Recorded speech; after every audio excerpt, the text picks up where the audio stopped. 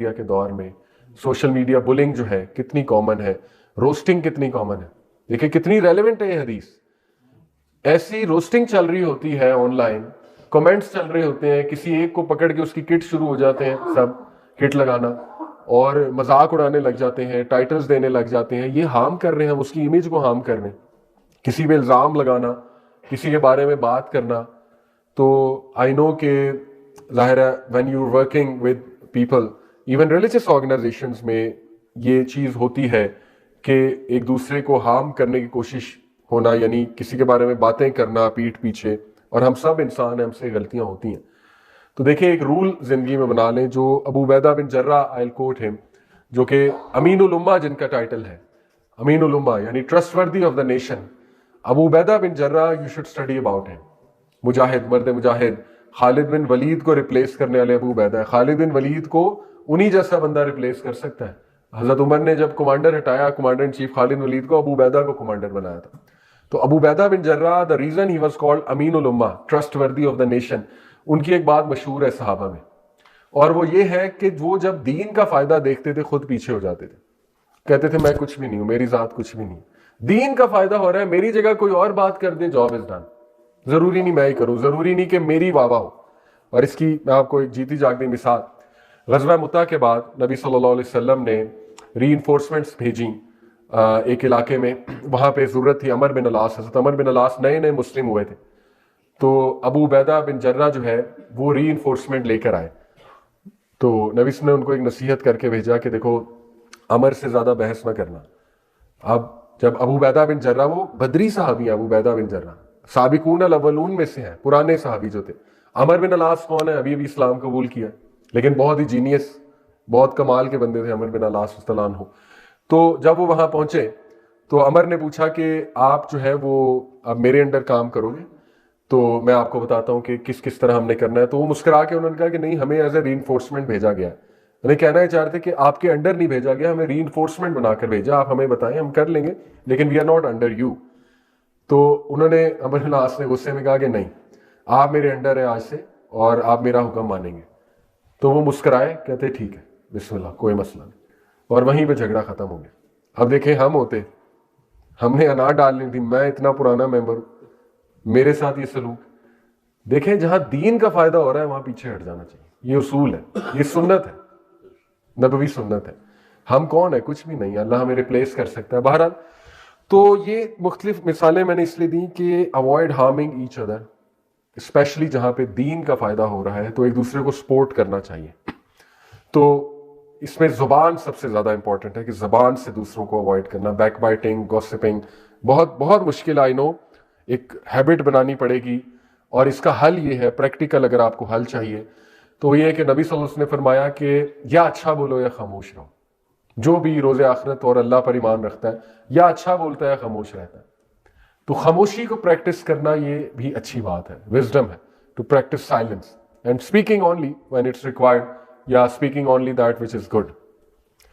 चौथी जो सुन्ना है, तीन हो गई। नंबर 1 थी इंटेंशंस, अपनी रिवाइज करते रहना, प्योरीफाई करते रहना। नंबर 2 क्या थी जी, थोड़ा टेस्ट भी हो जाए जी, नीयत तो पहली थी being a person of value, value add करना दूसरों की जिंदगी में, स्पेशली घर वालों की जिंदगी में, एक दूसरे को बजाय के डैमेज करने के वैल्यू ऐड करने वाला बनना। Number 3, avoid harming others, specially with the tongue. Number 4, बहुत जबरदस्त प्रैक्टिकल सुनना है, बीइंग कंसिस्टेंट। बहुत से लोग ये सवाल करते हैं हाउ टू बी कंसिस्टेंट, तसलसल कैसे लाएं अमाल में। नबी सल्लल्लाहु अलैहि वसल्लम ने फरमाया अल्लाह को वो अमाल पसंद है जो चाहे थोड़े हो लेकिन कंसिस्टेंट हो। ये सही बुखारी की हदीस, चाहे थोड़े हो लेकिन कंसिस्टेंट हो, दिस इज द की।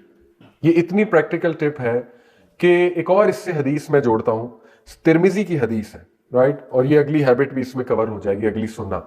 नबी सल्लल्लाहु अलैहि वसल्लम ने फरमाया everyone has his time of energy and every time of energy is followed by time of lethargy. एक फैक्ट बताया कि हर इंसान पे एक ऐसी कैफियत आती है कि उसमें बहुत एनर्जी होती है और कुछ देर बाद वो एनर्जी थोड़ी डाउन हो जाती है और लिथार्जी आ जाती है। ये आप सब ने देखा, कभी ईमान की कैफियत बहुत हाई होती है, कभी लिटरली मैं आपको खुल के बताऊं, नमाज पढ़ने का दिल नहीं करता, टू बी ऑनेस्ट।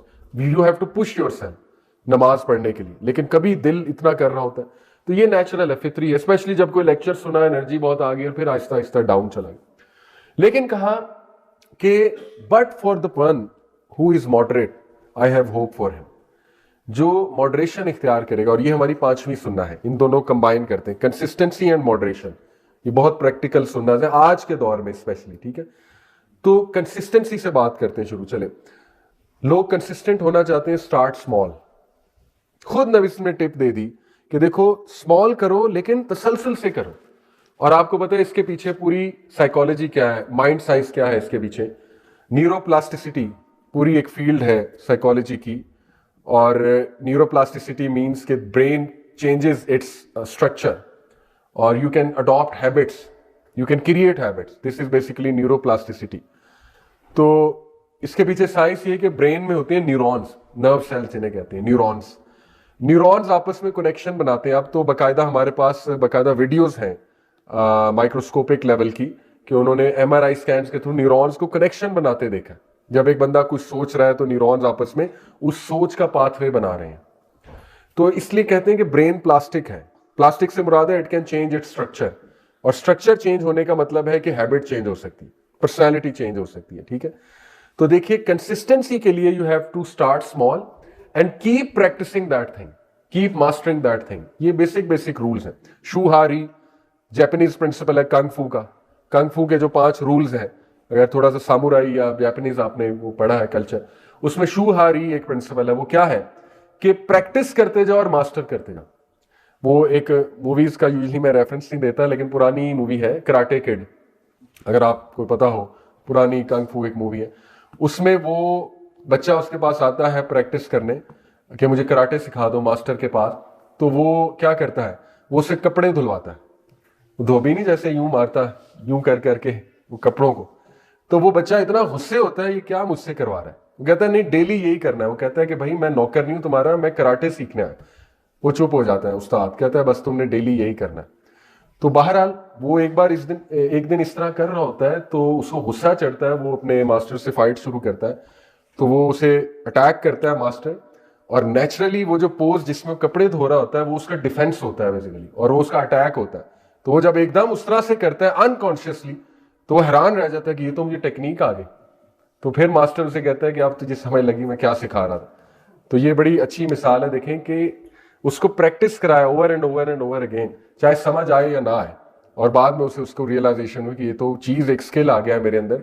तो यही नबवी जो है ना, नबी सल्लल्लाहु अलैहि वसल्लम की नसीहत, ये नसीहत ऑफ लाइफ टाइम है कि स्टार्ट स्मॉल और बस करते जाओ, वो चीज गिव अप ना करो।